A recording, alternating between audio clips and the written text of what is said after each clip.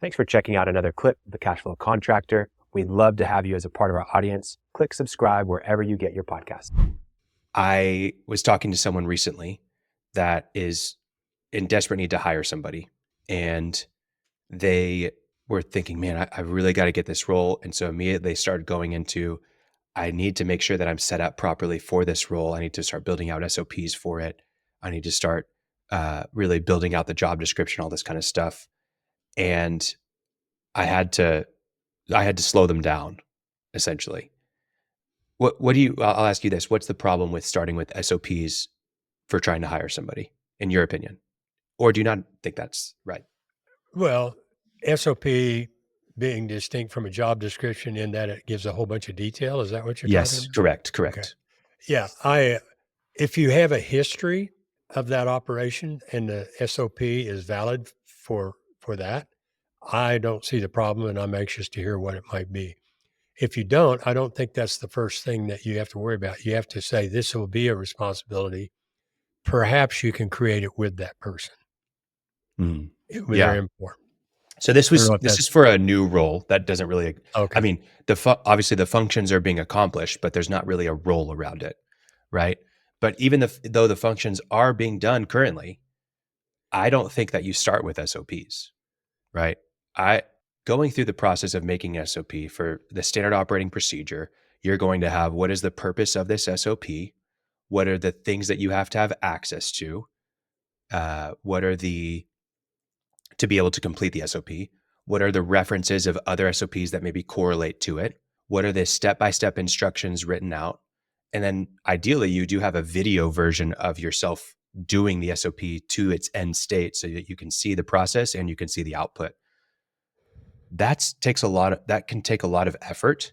It can also not take that much effort depending on what the task is.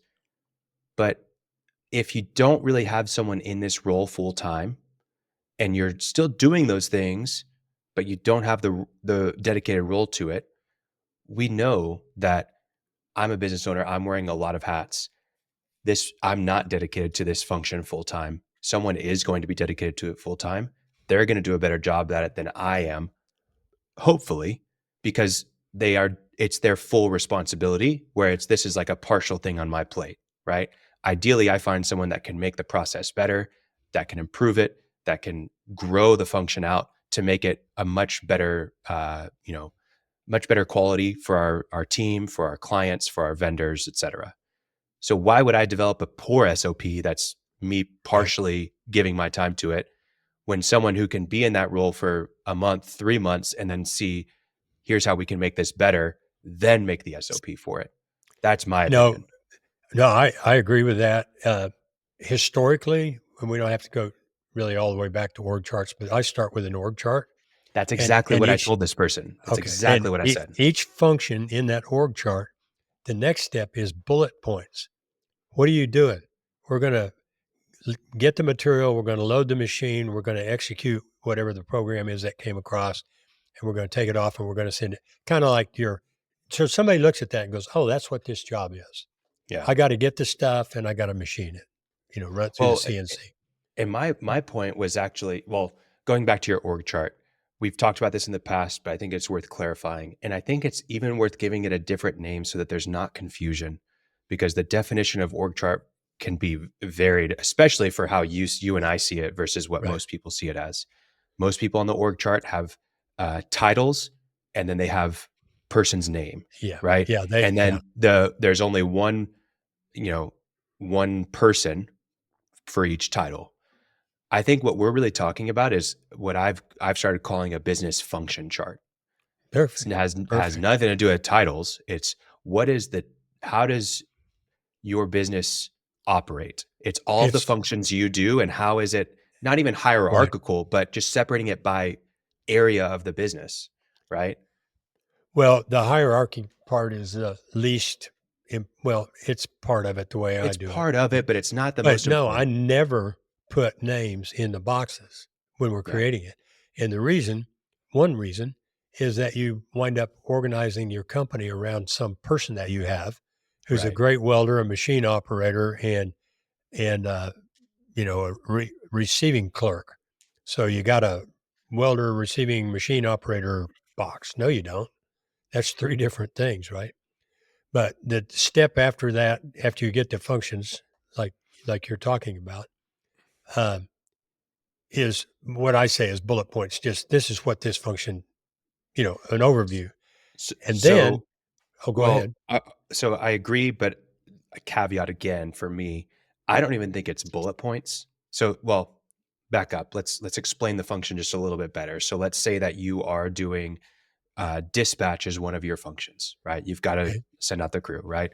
So, under the dispatch, you would have the functions of calling the customer, scheduling the appointment, adding it to the CRM, assigning it to the field crew, having ensuring materials and equipment are on the truck, doing the job, right? So the actual installation, billing the customer, et cetera, right? So that would be a part of that dispatch function in some capacity. So we've basically just listed out functions. Yeah. It's not necessarily this person's the dispatcher, this is what they do. It's just these are the things we have to do as a business to function, right? That's what I call bullet points. Just Okay. So these are elements. And let me say this too, real quickly. And it may have changed because of so much software around. But historically, if you had an org chart, not an org chart, a function chart, right? yeah, And you had bullet points for each function, you would be in the top 3% of all businesses in the world for organization. Because even though you might not have the instructions in what I think you're going to talk about further here, you at least know I'm hiring this guy and this guy or this gal, and they do these things. yep. That's a big deal. It's a big deal. And the reality is you don't have to use your own brain power to do all of it. You could use your own brain power and you can get a lot of the way there. That's a great use for AI again. Hey, help me understand what I'm missing. And then it gives you more than a blank canvas. It gives you 80%, and then you can fill in the rest, right? You can use your mind critically to decipher what makes sense for your business, what doesn't, how you would tweak the language or the wording of it. And it will give you, all those functions. The next thing that I say is before SOPs, and I think you agree with this, it's checklists. It's not SOPs. Yeah. Hey, you're going to schedule the customer. What are the 5 things you need to know? You need to know what the address is. You need to know what time. You need to know what their cell phone is, like who's the person to contact if we have an issue getting into the gate, if we have an issue with, having to go in the backyard or whatever you have to do. And then do we have all the materials, right, for this job to be able to schedule it? And is the crew available to actually schedule this? Checklist. Boom. And if you got that checklist wrong, you realize you add an element or replace an element next month, but you've got it stored somewhere. Well, and what's nice about that, clarity, the checklist is yes or no questions. That's a really important thing. If you start having more than yes or no, it's not a checklist. It's a survey, right?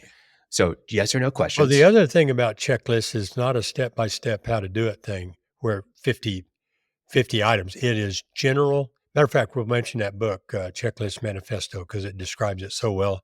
And it's a short, simple book, and I'm sure it's available on audio, but kind of general. Do we have materials and supplies? Not do we have the granite? Do we have the wood? Do we have the gas can? And 3 guys sitting around at the truck looking around going, yeah, we do. All of you, that's 6 eyes rather than 2. Anyway.